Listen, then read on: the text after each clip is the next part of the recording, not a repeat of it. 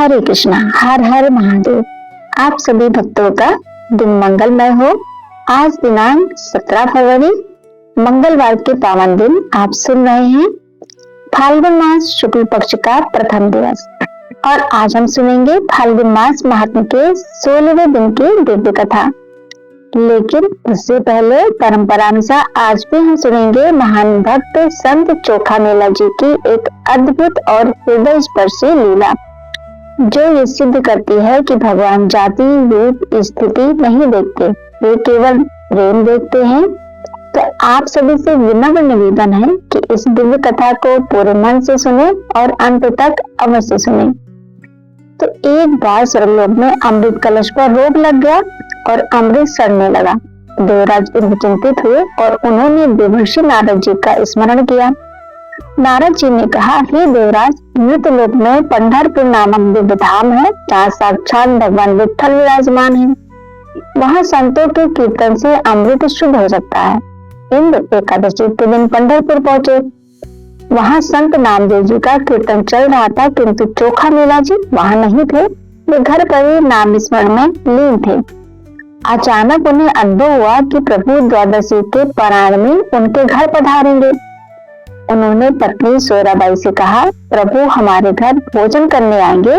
नारद जी ने आकर बताया है कि इंद्र सहित सभी देवता भी आएंगे। तो प्रभु ने रिद्धि सिद्धि को भोजन सामग्री की व्यवस्था का आदेश दिया। भगवान रुक्मणी माता के साथ संत बाबा के घर पधारे। चोखा मेला ने दंडवत किया और प्रभु ने उन्हें आलिंगन किया। भोजन की पंगत बैठी। इंद्र ने अमृत कलश भगवान के सामने रखा। भगवान ने चोखा मेला से कहा, बाबा इस अमृत को शुद्ध कर दीजिए। चोखा मेला चकित रह गए, बोले, प्रभु आपके नाम का अमृत तो सबसे श्रेष्ठ है, इसके सामने ये सर्व का अमृत तो तुच्छ है। भगवान के नाम की मधुरता का वर्णन करते करते बाबा की आंखों से 2 बूंद अश्रु उस अमृत कलश में गिरे। प्रभु ने कहा, हो गया शुद्ध। और सबने देखा कि सड़ा हुआ अमृत तत्काल शुद्ध हो गया। इस प्रकार प्रभु ने संत चोखा मेला की भक्ति का बल सबको दिखा दिया।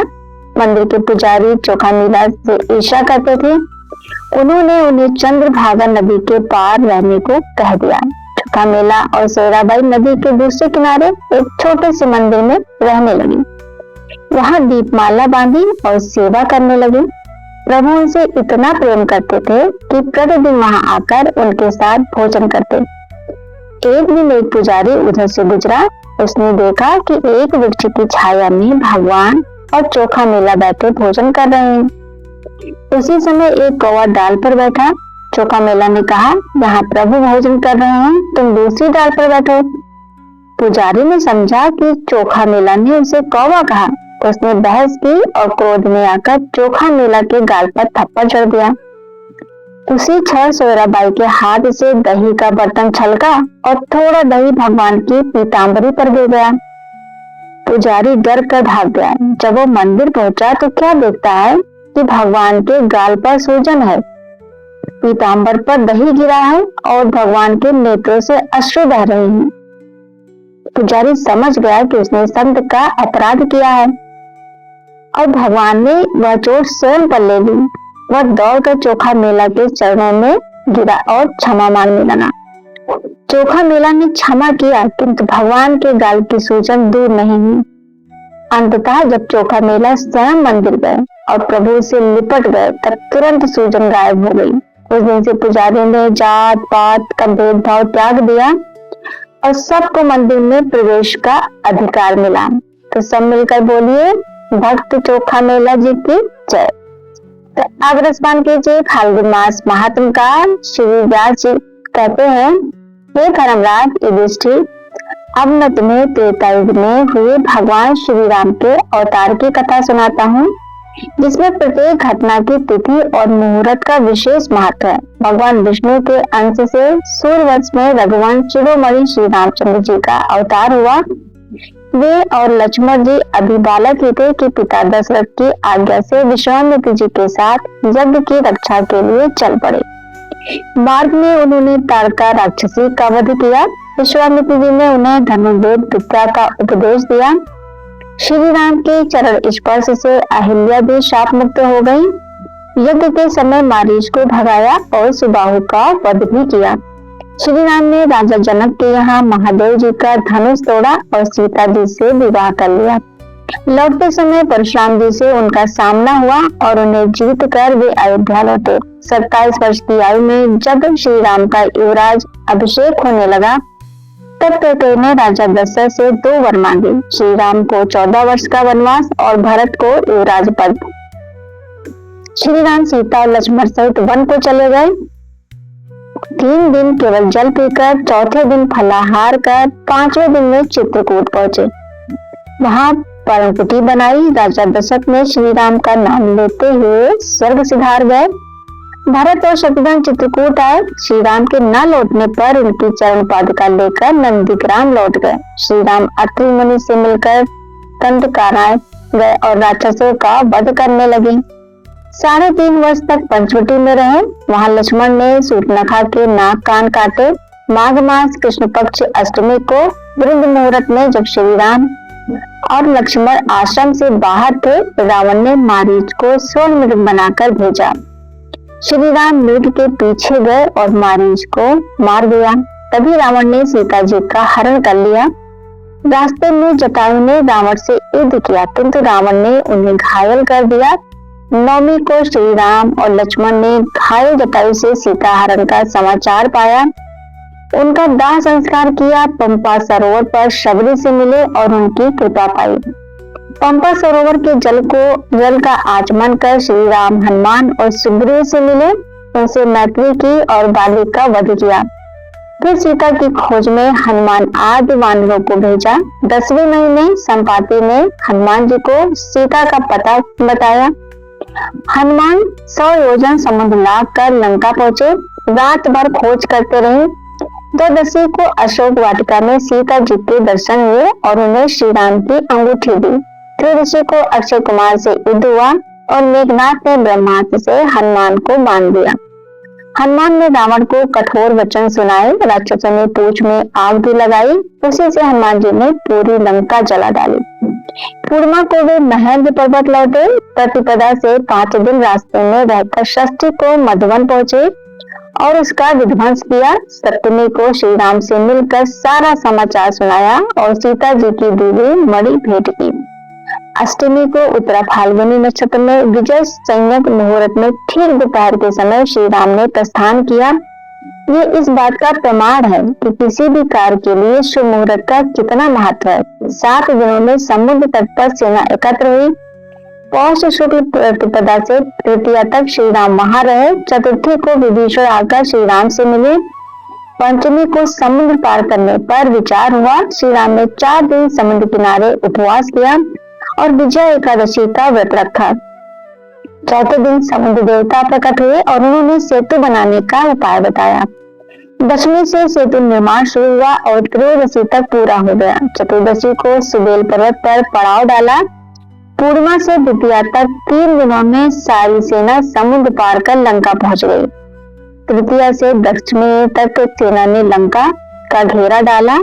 एकादशी को शुक्र सारण नामक मंत्री आए। त्रयोदशी को सेना की गणना हुई। त्रयोदशी से अमावस्या तक रावण ने अपनी सेना का संगठन किया। माघ शुक्ल प्रतिपदा को अंगद दूत बनाकर रावण के दरबार में भेजा गया। द्वितीया को रावण ने माया से सीता को राम का कटा हुआ सिर दिखाया। अष्टमी तक राक्षस और वानरों में घमासान युद्ध हुआ। नवमी तिथि की रात मेघनाद है श्री राम और लक्ष्मण को नागपाश में बांध दिया। दशमी तिथि को गरुड़ जी ने आकर नागपाश से मुक्त कराया। एकादशी से 2 दिन युद्ध बंद रहा। अब जानते हैं मुख्य योद्धाओं का वध किस तिथि में हुआ है। द्वादशी में हनुमान ने धूम का वध किया। त्रयोदशी में हनुमान ने अंकपन का वध किया। चतुर्दशी से प्रतिपदा में नील ने प्रहस्त का वध किया। द्वितीया से चतुर्थी तिथि में श्री राम ने रावण को रण से भगाया और पंचमी से अष्टमी तिथि में कुंभकर्ण 4 दिन भोजन करता रहा। नवमी से 4 दिन कुंभकर्ण युद्ध करता रहा और अंत में श्री राम के हाथों मारा गया। अमावस्या के दिन लंका में कुंभकर्ण का शोक मनाया गया। फाल्गुन शुक्ल प्रतिपदा से चतुर्थी 4 दिनों में नरांतक आदि 5 राक्षस मारे गए। पंचमी से सप्तमी तिथि में अतिकाय का वध हुआ। अष्टमी से द्वादशी तिथि में निकुंभ और कुंभ का वध हुआ।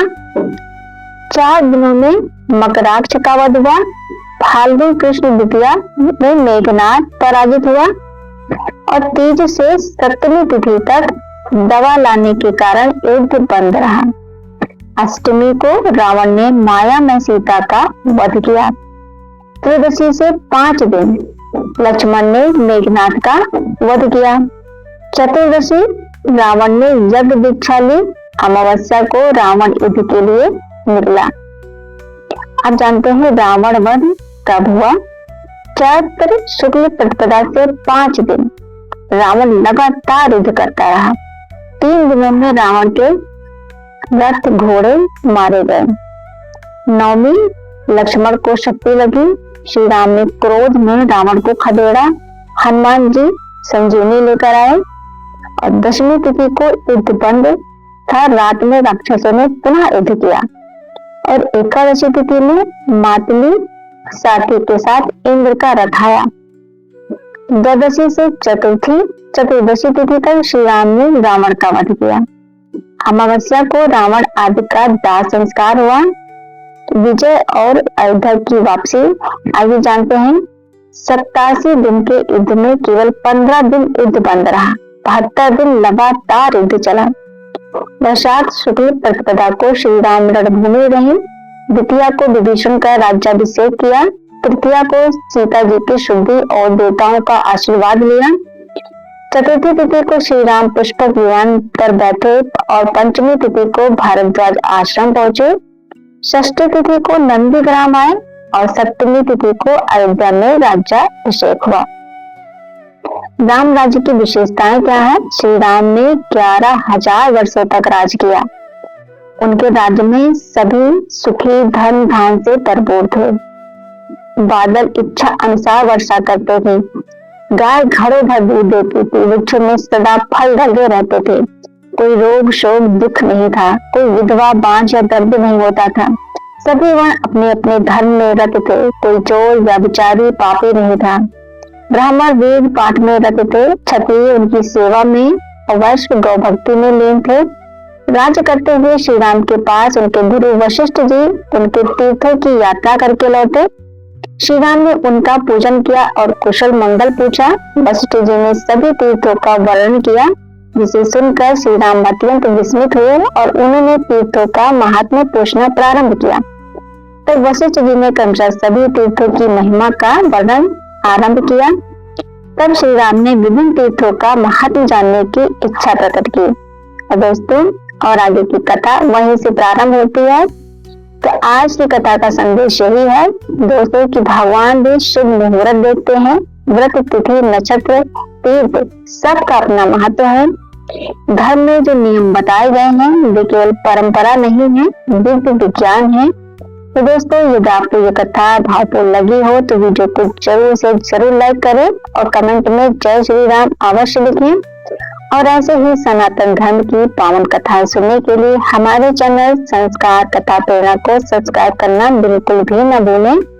तो फिर मिलते हैं अगले वीडियो में, तब तक के लिए जय श्री कृष्णा दोस्तों।